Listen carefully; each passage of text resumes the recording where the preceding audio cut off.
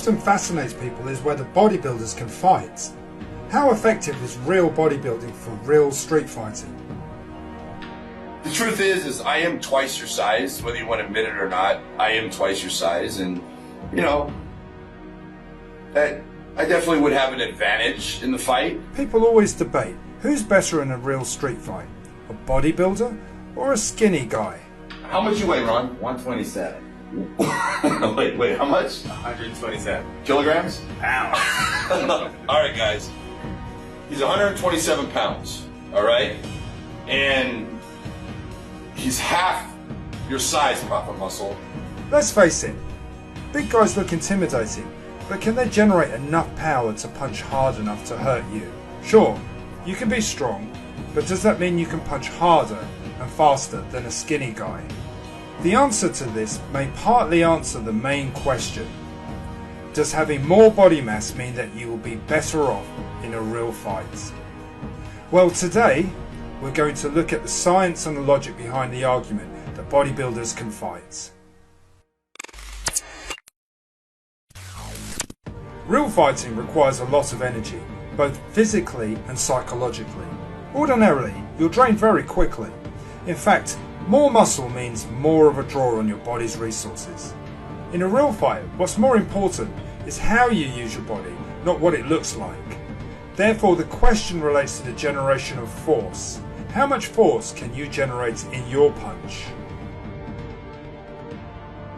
Punching hard and fast relies on the ability to generate a large amount of force in a short period of time. To punch hard, you have to have the ability to accelerate your fist from 0 to 100 as fast as possible. But it's not just the acceleration that's important, it's the weight of your fists. Think of a heavy mass travelling at high speed.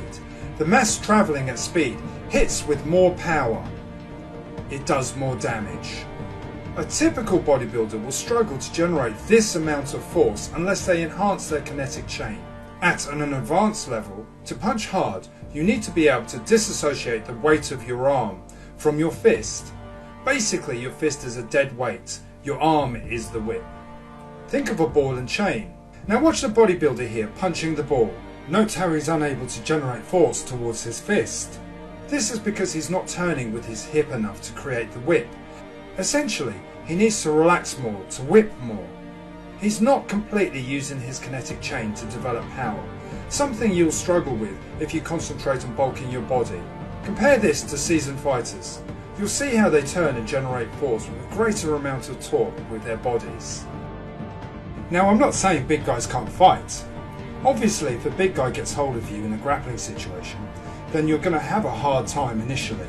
However, I will say if you can weather the storm, big guys do burn out quite quickly. That aside, it's more of an issue of functional fitness training. Look at powerlifters. They can generate enough force and momentum to accelerate an Olympic bar above their heads. Imagine that power could be harnessed to punch harder. In reality, the issue of whether bigger guys can punch harder relates more to the ability to move your body mass quickly over a short distance. Engaging the kinetic chain of movement between various joints, as in powerlifting. To do so, you have to have a degree of flexibility in your muscles and joints, and this is something a pure bodybuilder is unlikely to have: flexibility. So comparing to skinny guys, Bruce Lee would be a good example. He relied on the concept of short distance power. He contracted his muscle mass in a sudden fashion to generate an immense amount of force and power. In fact, he relied on a tremendous amount of speed as part of his equation for power generation. Smaller framed people with a higher muscle and twitch rate ratio are likely to generate more power than an oversized frame. So what's the takeaway from this video? It's not necessarily your size, but the way you use your body.